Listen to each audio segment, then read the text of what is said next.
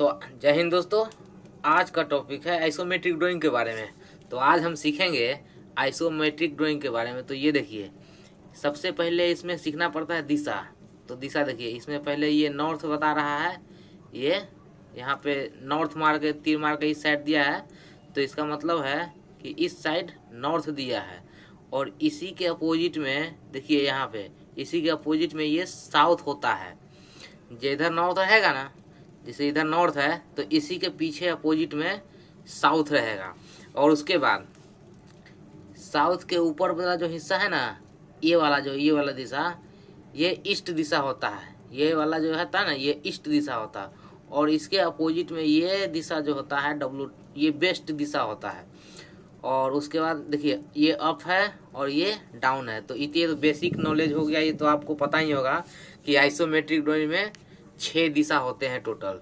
और isometric drawing जो होता है ना, वो 30 डिग्री में आइसोमेट्रिक ड्राइंग बनाया जाता है, ताकि 3D में बन सके, इसीलिए 30 डिग्री में बनाया जाता है। तो जैसे यहाँ पे देखिए, ये वेस्ट से साउथ की तरफ, वेस्ट से ईस्ट की तरफ गया है। तो ईस्ट की तरफ गया ना, उसके बाद हल्का डिग्री मारा साउथ ईस्ट में, तो हल्का डिग्री मारा साउथ ईस्ट में, उसके बाद ऊपर चला गया। तो ये देखने के लिए 30 डिग्री में बनाया जाता है। नहीं तो जैसे इधर वेस्ट देता है, इधर ईस्ट दे देता है, तो इसको इस साइड ले लेते हैं, तो आपको पता नहीं चलता ना। फिर बाद में सिर्फ 4 ही दिशा होता है, इसीलिए 30 डिग्री में बनाया जाता है, ताकि 6 दिशा हो और 30 डिग्री दोनों बराबर हो जाएगा। तो 3D में अपना चारों तरफ से घुमा के देख सकते हैं। तो ये आपका बेसिक नॉलेज है, जो आपको मालूम होना चाहिए कि अगर आइसोमेट्रिक ड्राइंग में पहले नॉर्थ किधर है। तो जब कभी आप आइसोमेट्रिक ड्राइंग देखते हैं, तो उसमें पहले ये ढूंढिए कि इसका नॉर्थ किस साइड दिया हुआ है। तो इसका नॉर्थ देखिए, इस साइड भी नॉर्थ दे सकता है। ऐसा नहीं है कि इसी साइड नॉर्थ दिया हुआ है तो इसी साइड रहेगा। नॉर्थ यहाँ भी दे सकता है। 2 तरीके का आइसोमेट्रिक ड्राइंग होता है। यहाँ नॉर्थ वाला भी आइसोमेट्रिक होता है और यहाँ नॉर्थ वाला भी होता है। तो हमारे पास ये नॉर्थ वाला आइसोमेट्रिक ड्राइंग है, तो आपको इसके हिसाब से समझना पड़ेगा। तो आप समझ गए दिशा के बारे में कि दिशा 6 दिशा होता है। नॉर्थ, ये उसके सामने साउथ, और इसके ऊपर ईस्ट, और इसके सामने वेस्ट, और इसके बाद अप, और ये डाउन। तो हम लोग को ये समझ में आ गया कि इसमें 6 दिशा होता है, north south east west up down. और दूसरा चीज़ समझते हैं, इसमें जो है ना, जब आप आइसोमेट्रिक ड्राइंग देखते हैं, तो यहाँ पे देखिए सबसे नीचे नोट में लिखा हुआ है इसका कि all dimensions and coordinates are in mm।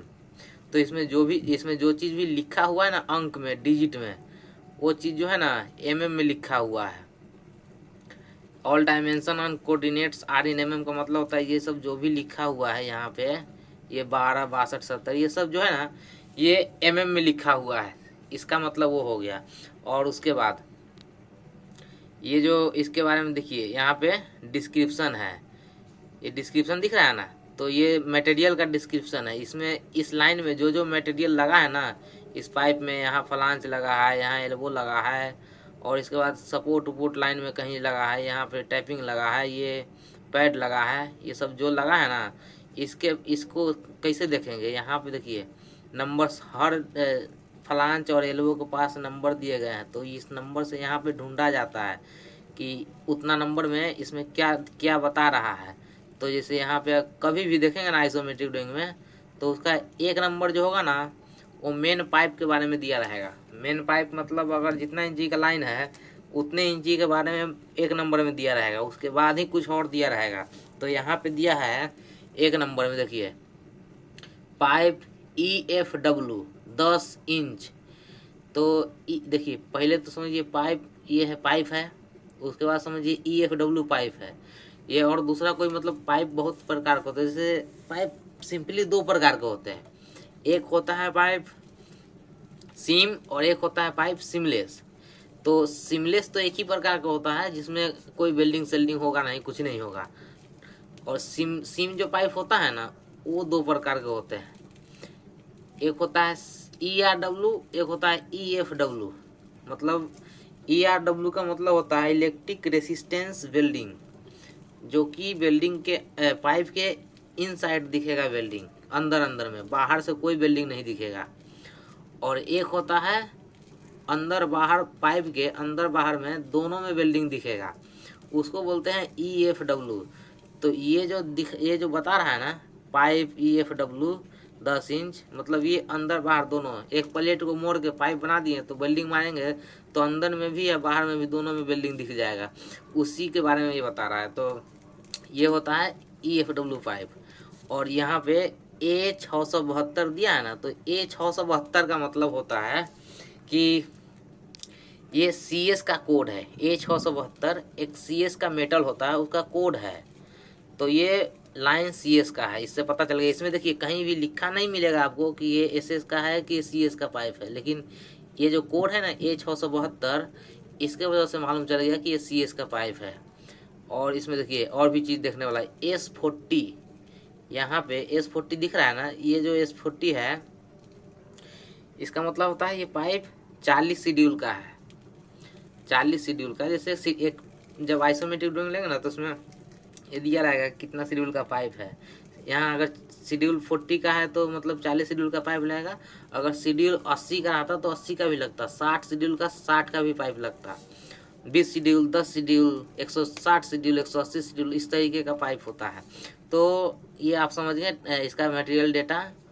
और दूसरा नंबर, अब आगे बढ़ते हैं। ये डिस्क्रिप्शन में देखिए 2 नंबर में पाइप सीमलेस 2 इंची, तो यहाँ पे जो भी लिखा हुआ है दिया हुआ है, तो ये जो चीज़ लगा है ना, ये सब चीज़ यहाँ नंबर करके लिखा गया है कि इतना नंबर में ये मटेरियल लगा है, उतना नंबर में वो मटेरियल लगा है, इसके देखने के लिए। फिर दूसरा बेसिक समझते हैं, लाइन पर हम आते हैं अभी ये आइसोमेट्रिक ड्राइंग के बारे में, जैसे ड्राइंग कर कैसे टेम्पलेट मोड़ेंगे, कैसे इसको देखेंगे कि रोलिंग कैसे है, तो ये सब पर हम अभी आएंगे। पहले आप बेसिक समझ लीजिए कि इसमें देखिए, पहले तो दिशा समझ लिए, उसके बाद मटेरियल का डिस्क्रिप्शन समझ लीजिए, इसमें कौन कौन सा फिटिंग लगा है, एल्बो फ्लांज टी इसको फिटिंग बोलते हैं, कौन कौन सा फिटिंग लगा है, मटेरियल लगा है, उसका कोड क्या है, वो मतलब उसमें मेटल कोड CS का है कि SS का है, सब समझ लिए।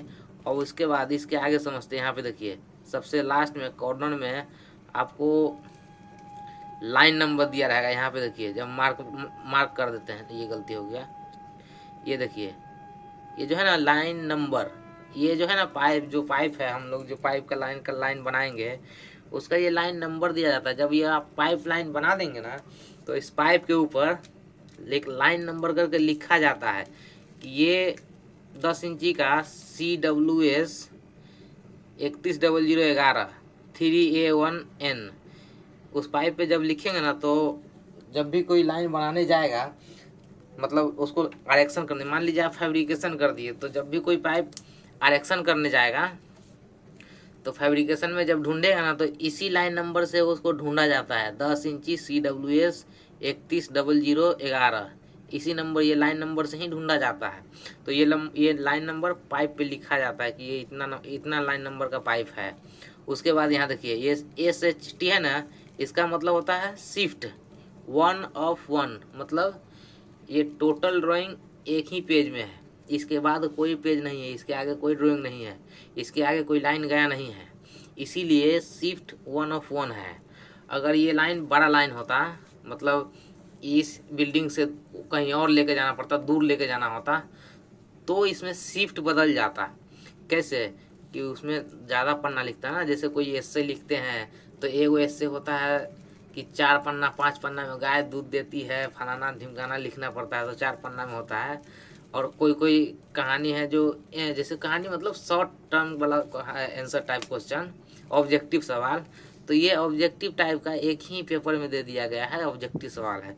तो आप ये समझिए कि ये आइसोमेट्रिक ड्राइंग मतलब कि सिंपल है और साधारण सा है, तो इसको समझने के लिए ज़्यादा है वो शिफ्ट 1 of 1 है। इसका मतलब हम समझाएंगे, अगर यहाँ पे शिफ्ट 1 of 5 होता ना तो इसका मतलब होता, देखिए इसका मतलब होता है कि इसमें टोटल 5 पेज है, जिसमें से ये 1 of 1 मतलब पहला में ये पहला ही पेज है। अगर 1 of 2 होता ना तो ये दूसरा में पहला पेज होता, 1 of 3 होता ना तो तीसरा में ये पहला पेज होता, जिसमें कि 2-3 पेज और होगा, 2 और 3 नंबर पेज और होगा।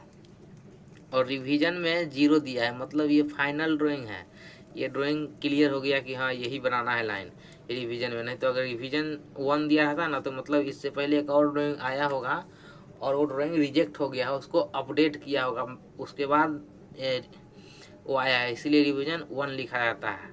अगर डिवीजन R02 होता तो उसका मतलब 2 बार ड्राइंग रिजेक्ट हो चुका है, उसको वेरीफाई करने के बाद फिर दिया गया है। तो ये समझिए। और ये लाइन का आईडी है, इस आईडी से मतलब आप समझ लेंगे कि कूलिंग वाटर सप्लाई, CWS का मतलब होता है कूलिंग वाटर सप्लाई 310011, ये लाइन आईडी है। अगर आप PNID निकालेंगे ना, एक प्लांट ड्राइंग होता है PNID, यहाँ पे देखिए लिखा है P&ID मतलब plant and instrument drawing number. ये जो है ना PNID का ड्राइंग का नंबर है। ये नंबर जब आप देखें ना RE1094 GACL PSP1, ये क्या 2084, हाँ। तो ये जब देखेंगे PNID नंबर में ना, तो आपको मिल जाएगा ये इक्विपमेंट कौन सा इक्विपमेंट है, R-E-1094। तो ये इक्विपमेंट नंबर आपको PNID ड्राइंग में मिल जाएगा। तो वहाँ से आपको पता चल जाएगा कि आखिर ये किस तरीके का टैंक है, कहाँ पे स्थित है, यहाँ पे भी मालूम चलेगा। और उसके बाद देखिए ये ड्राइंग नंबर है RE1094, ये ड्राइंग नंबर इसको बोलते हैं। जिससे हम जो ड्राइंग लेंगे ना, उस ड्राइंग में ये नंबर डालेंगे कि इतना लाइन का ये ड्राइंग है, और उस फाइल को अलग डाल देंगे। तो इतना आप समझ लीजिए, इतना बहुत है। और उसके बाद यहाँ पे देखिए कुछ सिंबल है, आपको क्लियर दिखाते हैं HD में। तो देखिए शॉप बेल्ट, ये जो बुनका सा दिया हुआ है ना, इसका मतलब है कि ये जब वहाँ फैब्रिकेशन होगा ना, वहाँ से ये बेल्डिंग हो के आया है, यानी हो के आया है या हो के आएगा, इसका मतलब है शॉप बेल्ट। मतलब हम फैब्रिकेशन कर रहे हैं इस लाइन को, और इस तरीके से बुनका दिया हुआ है, मतलब हमको खुद यहाँ फैब्रिकेशन करवाना है और वेल्डिंग मरवा के उसके बाद इरेक्शन जहाँ हो रहा है प्लांट में, वहाँ पे भेजना है। और दूसरा का मतलब देखिए, एक बुनका दे के क्रॉस मार दिए, इसका मतलब कि लाइन तो ज्वाइंट कर दिए, लेकिन उसमें गुना के चिन्ह मार देंगे कि ये बेल्डिंग यहाँ नहीं करना है, या उसको लाइन ज्वाइंट नहीं भी किए ना, तो लाइन को अलग अलग कर देंगे और छोड़ देंगे, भी चाहे नहीं भी मारेंगे, और प्लांट में फैब्रिकेशन करके दे देंगे। अब प्लांट में जाएगा लोग और वहाँ पे फैब्रिकेशन करके अपना इरेक्शन कर देगा, आराम से ख़त्म कहानी। और तीसरा देखिए, यहाँ पे एक बुनका दे के ई बना दिया गया है इस तरीके से, एक बुनका दिया और ई बना दिया गया। इसका मतलब होता है सॉकेट ज्वाइंट, मतलब पाइप जो होता है ना, उसके अंदर फ्लांच घुस जाता है, चाहे एल्बो घुस जाता है, चाहे टी घुस जाता है अंदर, 10 mm अंदर घुस जाता है। इसका मतलब होता है वो सॉकेट वेल्ड है। ये ई टाइप का दिया है, बुनका मार के ई टाइप का, ये सॉकेट वेल्ड है। और चौथा देखिए स्क्रू ज्वाइंट का मतलब होता है कि उसमें थ्रेड होगा, थ्रेड घुसा के इन साइड और आउट साइड दोनों में थ्रेड होगा, उसको नचा के कस दीजिए पाइप पाना से, इसका मतलब ये होता है। तो ये आप बिल्कुल घबराना नहीं है, आराम से समझिए। और ये यहाँ तक तो आप सीख ही गए हैं। उसके बाद इसमें आपको क्या बेसिक सिखाने लायक है वो आपको बताते हैं। बेसिक देखिए, बेसिक सिखाने लायक यहाँ भी है कि यहाँ पे देखिए ये EL है। EL का मतलब होता है एलिवेशन, मतलब ये कितने हाइट पे अपना हमारा ये जो है ना, कितने हाइट है वो बता रहा है। तो एलिवेशन चेक करने के लिए आप क्या करेंगे, ये जो +1 है ना, +1 को यानी जितना है ना उसमें से एक अंक को ख़त्म कर दीजिए पहले। एक अंक से आपको कोई लेना देना नहीं है, +1 जो है उससे कोई लेना देना है। उसके बाद जो है ना 25 मीटर 549, इससे मतलब रखिए। तो ये क्या कह रहा है कि ये जो अपना ये कहाँ का अति दिशा दिया गया है, यहाँ से ये जो है ना वाल लगा हुआ, ये यहाँ पे जो नोजल है, तो ये जो नोजल है ना इसका हाइट कितना बता रहा है, जहाँ पे आप जिस प्लांट में काम कर रहे हो वहाँ से ये हाइट बता रहा है 25 मीटर 549। और उसके बाद यहाँ पे देखिए ऊपर में N 75 30 70। N का मतलब क्या होता है, N का मतलब होता है नॉर्थिंग, मतलब नॉर्थ में ये लाइन कितना दूरी पर है, कहाँ से, जिस जगह पे आप खड़े हैं ना वहाँ पे एक कॉलम होगा। प्लांट में जब जाएंगे तो कॉलम होगा, बहुत सारा कॉलम, उसमें से कोई एक कॉलम लीजिए और कॉलम में एन करके मतलब नॉर्थ करके लिखा रहेगा 6 अंक का, वहाँ 6 अंक लिखा रहेगा। तो उस 6 अंक में से इसको जब घटाएंगे ना, चाहे इस 6 अंक में से उसको जब घटाएंगे तो आपको दिशा बता देगा कि यहाँ से नॉर्थ में कितना दूरी पे गया है, नॉर्थ में कितना मीटर पे या कितना mm पे, ये बता देगा। उसके बाद इसी तरीके से ई है, ई का मतलब ईस्ट होता है। तो जिस कॉलम में नॉर्थ लिखा रहेगा ना उसमें ईस्टिंग भी लिखा रहेगा, तो उस जगह से आपको पता चल जाएगा कि इतना ईस्ट और इतना नॉर्थ, मतलब इस पॉइंट पे हमको क्लियर पता चल जाएगा कि वहाँ पे हमको जाना है, वहीं पे अपना लाइन आएगा। और यहाँ पे देखिए लाइन, ये लाइन नंबर है 10 इंची CWS नहीं बताएं, CWS मतलब कूलिंग वाटर सप्लाई। तो बेसिक तो आप समझ ही गए हैं, और इसमें आपको क्या है बेसिक समझाने लायक नहीं, और कुछ बेसिक समझाने लायक है नहीं। तो जब भी आपको ऐसा अगर आइसोमेट्रिक ड्राइंग मिलता है ना, तो आप क्या करिए, यहाँ पे देखिए एक यहाँ नोजल मिला है ना, यहाँ पे नोजल मिला, लेकिन यहाँ पे ये बुनका टाइप का नहीं मिला हुआ है। कैसे पता चलेगा कि लाइन हमारा स्टार्ट कहाँ से होता है? तो इसके लिए एक दो टाइप का सिंपल फार्मूला हम बताते हैं कि लाइन स्टार्ट होता कहाँ से है। तो पहले आप देखिए, यहाँ पे ध्यान से देखिए, ये दो नोजल टाइप का मतलब दो, हाँ इसको आप कुछ ही समझ लीजिए, दो कनेक्टिंग टाइप का कि हाँ यहाँ कनेक्टिंग है। इस तरीके से पॉइंट दिया हुआ है काला कर यहाँ से और यहाँ से, और यहाँ पे ये मार दिया गया है। तो इससे मालूम चलता है कि हमारा लाइन कनेक्ट यहाँ से हुआ है। ये एक पॉइंट है, जैसे प्रैक्टिकल में आप समझ लें, सिंपल में आप समझ लीजिए। और यही ये जो चीज़ देखे है ना, वो आप इसमें कहीं भी नहीं देखेंगे। यहाँ पे देखिए, यहाँ पे भी नहीं है, ये कनेक्टिंग करने के लिए चाहे यहाँ कनेक्ट हो रहा है, यहाँ भी नहीं है। और दूसरा यहाँ पे देखिए, यहाँ पे भी नहीं है, यहाँ पे सीधे ये मार के ब्लाइंड, इसका मतलब ये ब्लाइंड होता है। और उसके बाद देखिए यहाँ पे भी नहीं है वो चीज़, तो उससे आप मालूम कर लेंगे कि हमारा कनेक्ट यहाँ है। और दूसरा इसमें क्या होता है, दूसरा इसमें यहाँ पे लिखा होता है, देखिए CONN, इसका मतलब होता है कनेक्ट टू। कनेक्ट टू मतलब यहाँ से कनेक्ट हो गए, इसका हिंदी में होता है यहाँ से कनेक्ट होके कहाँ से E3104। जब प्लांट में जाएंगे ना तो वहाँ इक्विपमेंट रखा होगा। इक्विपमेंट मतलब होता है कि कोई रिएक्टर हो गया, चाहे कोई टंकी हो गया, चाहे कोई व्हीसिल हो गया, कोई कुछ हो गया, मतलब हीटर कुछ भी हो गया।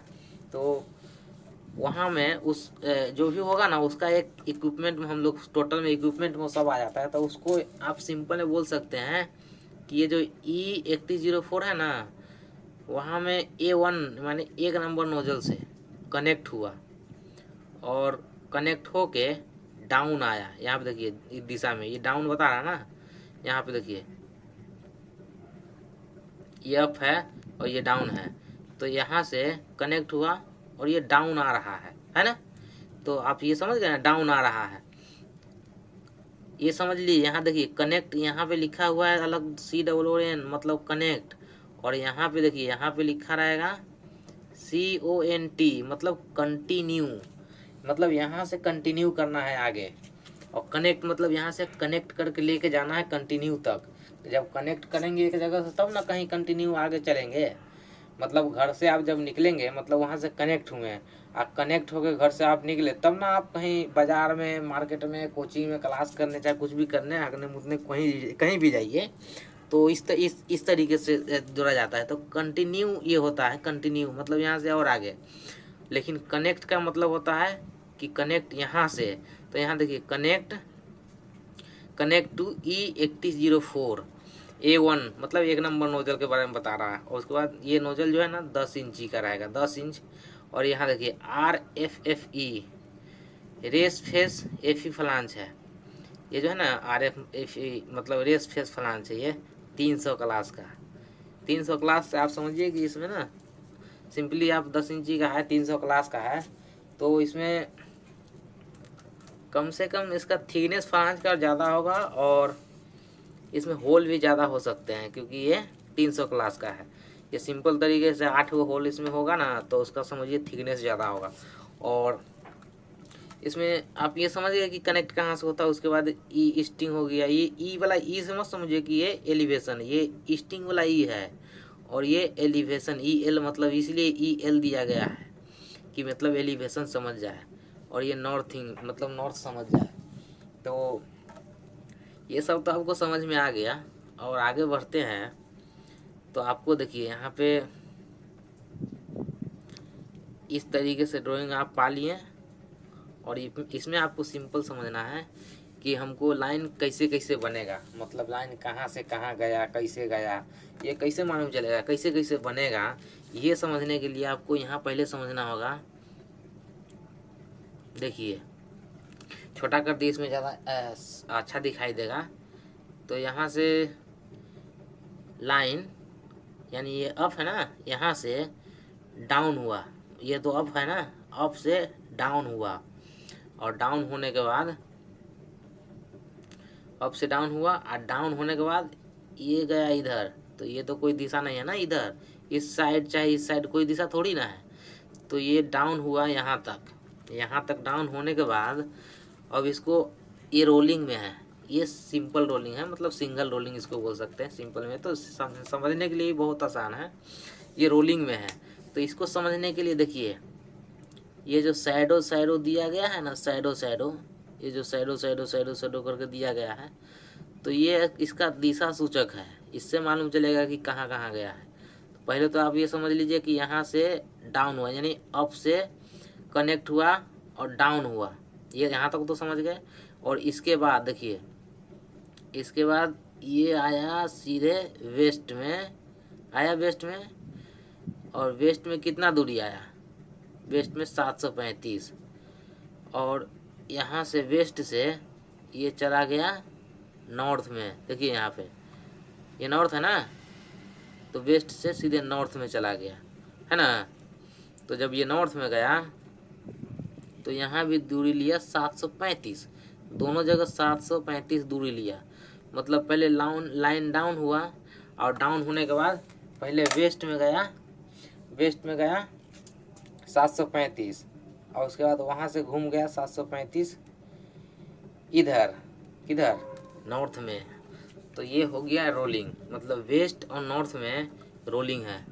ये नहीं पता है ना आपको कितना डिग्री रोलिंग है, तो ये कैसे पता करेंगे कि कितना डिग्री में रोलिंग है। तो यहाँ सिंपल तरीका है, ये 735 है और ये 735 है।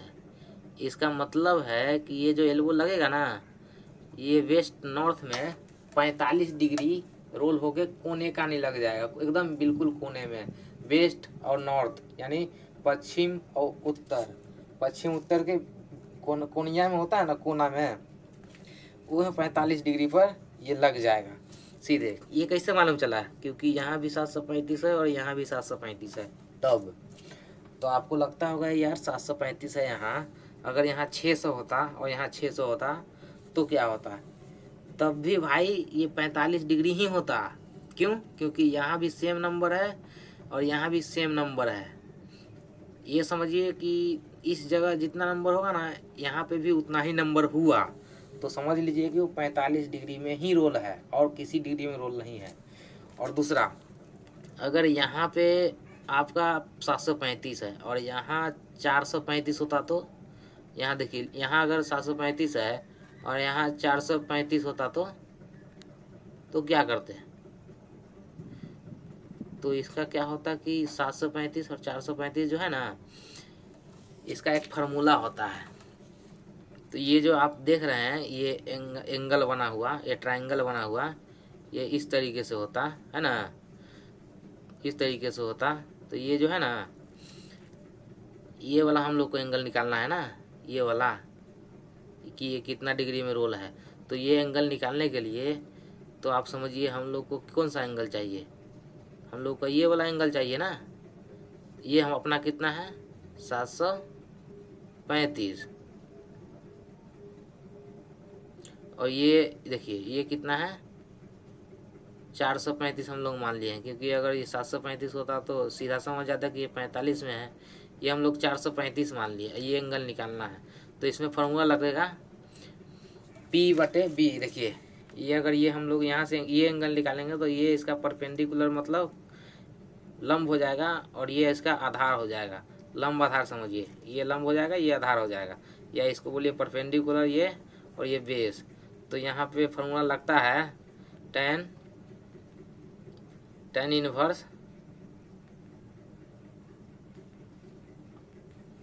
इनवर्स P बटे B, मतलब परपेंडिकुलर बटे आधार।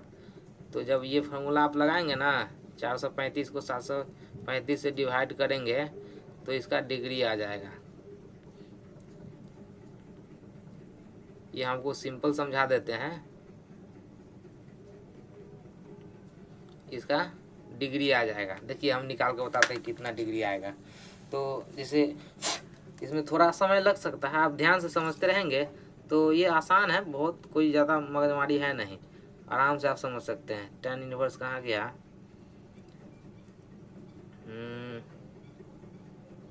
इनवर्स tan इनवर्स 435 डिवाइडेड 735, यानी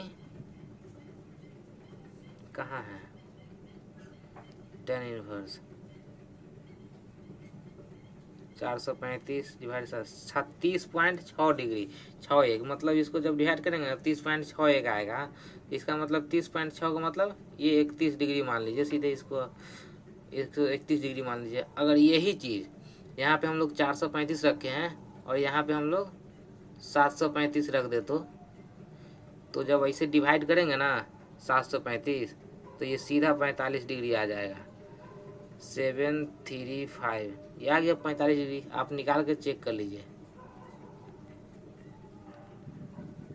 ये 45 डिग्री आ जाएगा। तो आप समझ गए ना, ये 45 डिग्री आ गया। और उसके बाद आप समझ गए ना, पहले देखिए, पहले यहाँ देखिए, पहले डाउन हुआ, फिर वेस्ट नॉर्थ में 45 डिग्री का आया, और उसके बाद वहाँ जाने के बाद फिर यहाँ से सीधे वेस्ट चला गया पूरा वेस्ट चला गया ना। तो यहाँ पे देखिए, यहाँ लेकिन एक फ्लांज दिया हुआ है, एक फ्लांज यहाँ पे फ्लांज दिया, फ्लांज ज्वाइंट है, यहाँ पे पाइप नहीं है सीधे, यहाँ पे ज्वाइंट किया गया फ्लांज को। तो ये जो है ना, यहाँ तक ये 2 फ्लांज, ये जो है ना, इसमें 2 फ्लांज लग रहा है टोटल। और यहाँ पे देखिए, ये बता रहा है यहाँ से कितना डिग्री गया है, 45 डिग्री का एल्बो लग के वेस्ट गया है। मतलब जब आप नॉर्थ में, आप वेस्ट और नॉर्थ में 45 करेंगे ना, और उसके बाद सीधे वेस्ट में जा रहा है, ये सीधे वेस्ट में जा रहा है, तो फिर जाएंगे ना वेस्ट में, तो 45 डिग्री जब अवेलेबल आएंगे तो सीधे वेस्ट में चले जाएंगे। तो इसी तरीके से ये बता रहा है। हमको लगता है इसमें काफ़ी कुछ समझ लिए हैं, तो अब थोड़ा आप नॉर्मल में समझ लीजिए। इसमें कैसे पता चलेगा कि ये कितना इंची का एल्बो है, कितना डिग्री का एल्बो है, कैसे मालूम चलेगा ये फ्लांज कौन सा है, ये जो नट बोल्ट इसमें लगेगा ये कौन सा लगेगा, गैस्किट कौन सा लगेगा, है ना। तो यही पता करने के लिए यहाँ पे देखिए, ये फ्लांज में तीर मार के दे दिया इधर, और यहाँ क्या लिखा F8। F का मतलब होता है गैस्किट, F का मतलब होता है फ्लांज, और G का मतलब क्या होता है, G का मतलब होता है गैस्किट, और B देखिए, B का मतलब होता है बोल्ट। F बराबर फ्लांज, G बराबर गैस्किट, B बराबर बोल्ट। तो यहाँ पे देखिए F8 8 नंबर में यहाँ क्या लिखा है, 8 नंबर नहीं, ये तो गड़बड़ हो गया। 8 नंबर में यहाँ देखिए क्या लिखा है, 8 नंबर में फ्लांज FLG है ना, 8 नंबर में लिखा है FLG का मतलब होता है फ्लांज। WNRF मतलब बेल्डो नेक रेस फेस फ्लांज, मतलब फ्लांज बेल्डो नेक रेस फेस है। जो ये फ्लांज लगा है ना, वो बेल्डो नेक रेस फेस फ्लांज है। बेल्डो नेक रेस फेस फ्लांज थोड़ा अलग टाइप का होता है, उस पर भी हम वीडियो बनाए हैं, आप देख सकते हैं। और भी वीडियो बनाएंगे तो उसमें आपको पता चलेगा कि बेल्डो नेक रेस फेस फ्लांज क्या होता है। और इसके में 10 इंच, यानी ये 10 इंच का फ्लांज बेल्डो नेक रेस फेस। उसके बाद इसमें लिखा है A105, मतलब वो जो फ्लांज है ना, उसका फिटिंग जो है, उसका मेटल कोड 105 का A105 का है, और उसका शेड्यूल जो है 40 शेड्यूल का है। और उसमें जो क्लास होता है ना, क्लास भी देखना पड़ता है, 300 क्लास का है। तो इससे समझ गए कि इसमें कौन सा फ्लांज लगा है, कितना इंची का फ्लांज है, कितना उसका क्लास है ना, कितना उस मेटल का कोड है। उसके बाद यहाँ पे दूसरा पॉइंट आता है G12, जी मतलब गैस्किट। तो यहाँ पे G12 है ना, तो G12 में देखिए 8 नंबर तो देख लिया, 12 नंबर देखिए। 12 नंबर में क्या है, फ्लैट रिंग टाइप गैस्किट है ना, फ्लैट रिंग टाइप गैस्किट। एक फ्लैट रिंग टाइप का गैस्किट आता है, जब आप स्टोर में जाएंगे ना, बोलेंगे एक फ्लैट रिंग टाइप का गैस्किट लाइए 10 इंची का, वो 3 दे देगा फट से। नहीं सुपरवाइजर को बोलेंगे तो वो इशू करवा के लेते आएगा, EMI भी पेपर में। और उसके बाद गैस्किट तो आप समझ गए हैं। उसके बाद यहाँ पे देखिए B15 बोल्ट, मतलब बोल्ट 15 नंबर में दिया हुआ है। B15 मतलब बोल्ट 15 नंबर में दिया हुआ है। तो ध्यान से समझिए, B15 का मतलब है बोल्ट 15। तो बोल्ट स्टड +2 बोल्ट दिया है ना, नट। तो यहाँ पे लगेगा 1 इंच गुने 160 mm। इसका मतलब होता है 1 इंची मोटाई और 160 mm ना लंबाई होगा बोल्ट का। 1 इंची मोटाई और 160 mm बोल्ट का लंबाई होगा। इसका मतलब ये होता है। तो ये आप समझ गए सिंपल में, काफ़ी आसान है, आप आराम से समझ सकते हैं और बाकी समझाने की ज़रूरत नहीं है। यहाँ पे अगर आप देखेंगे, यहाँ पे देखिए क्या लगा, आपको कैसे समझ में, यहाँ पे लगा है क्या लगा है। तो यहाँ पे देखिए ये लिख के और 6 नंबर दिया है ना, तो यहाँ पे आप 6 नंबर में सीधे सिंपल देख लीजिए 6 नंबर क्या है। 6 नंबर में लगा है एक एल्बो लगा है जो कि 90 डिग्री का है, वेल्डेड एल्बो है, WLD मतलब वेल्डेड एल्बो है, और लॉन्ग रेडियस का है। LR मतलब लॉन्ग रेडियस 10 इंच। A234 उस एल्बो का मेटल कोड है। कौन सा मेटल है, CS का ही है, लेकिन उस CS में कौन सा मेटल, A234 का मेटल है। समझ रहे हैं ना, शेड्यूल उसका 40 है। और दूसरा में देखिए यहाँ पे ये भी तीर मार के इधर दिया हुआ है, ये क्या है, एस का मतलब होता है, देखिए सिंपल में एस का मतलब होता है सपोर्ट। S21 सपोर्ट 21 नंबर, यहाँ देखिए 21 नंबर जो है ना, यहाँ सबसे लास्ट में पाइप सपोर्ट है 10 इंच है ना। उसके बाद ये जो सपोर्ट है TV1 10A066S, यही चीज़ आप अगर इसका सपोर्ट का देखिए ड्राइंग अलग होता है, ये सपोर्ट का नंबर है। जब ये नंबर डालेगा सुपरवाइजर अपने कंप्यूटर में, चाहे इंजीनियर अपने कंप्यूटर में, तो सपोर्ट का ड्राइंग निकल के आ जाएगा और उस ड्राइंग को आपको जीरोक्स करके दे देगा, कि बता देगा कि इसमें ये सपोर्ट लगा है, इतना इस तरीके से सपोर्ट लगा है। इसी तरीके का ड्राइंग होता है, तो उसमें सपोर्ट का डिटेल्स रहता है, उसके लिए अलग ड्राइंग होगा। ये ड्राइंग में सपोर्ट के खाली बारे में बताएगा, लेकिन कौन सा सपोर्ट लगा है वो चीज़ करने के लिए आपको दूसरा ड्राइंग देगा। इंजीनियर सुपरवाइजर कोई भी जो भी होगा ना, साइड इंचार्ज वगैरह वगैरह, वो चीज़ आपको देगा निकाल के, आपको इतना चिंता करने की ज़रूरत नहीं है। और इसमें क्या देखने वाला है, और तो इसमें जो भी देखने वाला वो आगे देखा जाएगा। इतना आपके लिए बहुत है, इतना काफ़ी नॉलेज हो गया इतने के लिए। ये यहाँ पे टाइपिंग दिया है, इसका डिस्टेंस वगैरह वगैरह है, वो सब माइनस उनस करना है। तो इसके लिए फिर देखते हैं आगे, बने रहिए और चैनल को सब्सक्राइब भी करते रहिए। खाली समझिए, देखिए, और कहीं पे पॉइंट आपको लगता है ये गलत है, ये सही है, मिस करना है, तो आप बताइए, कमेंट में बताइए, कोई दिक्कत नहीं है। और जो कि ये देखिए, ये डिग्री निकालने का जो फार्मूला है ना, सिंपल फार्मूला हम आपको बता दिए हैं, कैलकुलेटर में डालेंगे ये फट से आ जाएगा डिग्री। तो अगर आपको एक बार समझ में नहीं आया ना, 2-3 बार देखिए और आराम से समझिए। चलिए ठीक है, मिलते हैं अगले वीडियो में।